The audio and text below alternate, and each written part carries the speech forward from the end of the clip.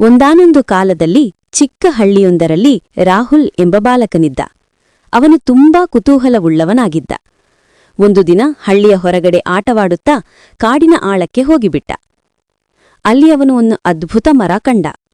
ಆ ಮರದ ಎಲೆಗಳು ಬಂಗಾರದಂತೆ ಹೊಳೆಯುತ್ತಿದ್ದವು, ಹೂಗಳು ಬೆಳ್ಳಿ ಹನಿಗಳಂತೆ ಮಿನುಗುತ್ತಿದ್ದವು. ಆ ಮರದ ಕೆಳಗೆ ಹೋದಾಗಲೇ ಒಂದು ವಿಚಿತ್ರ ಬೆಳಕು ರಾಹುಲ್ನನ್ನು ಆವರಿಸಿತು. ಮರವು ಮಾತನಾಡಿತು, ರಾಹುಲ್, ನೀನು ಧೈರ್ಯಶಾಲಿ.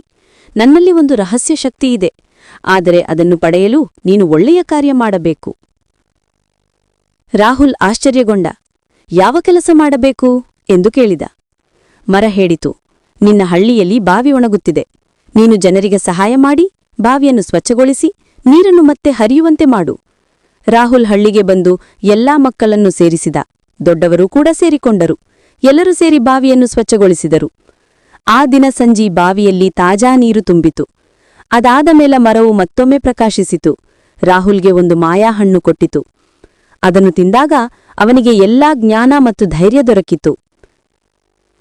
ಆ ದಿನದಿಂದ ಹಳ್ಳಿಯ ಎಲ್ಲಾ ಮಕ್ಕಳು ಆ ಮರವನ್ನು ಮಾಯಾಮರ ಎಂದು ಕರೆಯಲು ಆರಂಭಿಸಿದರು.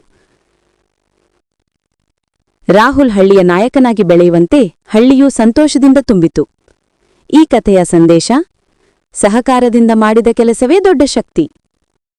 ಈ ವಿಡಿಯೋ ನಿಮಗೆ ಇಷ್ಟವಾದರೆ ಲೈಕ್ ಮಾಡಿ, ಶೇರ್ ಮಾಡಿ, ಸಬ್ಸ್ಕ್ರೈಬ್ ಮಾಡಿ.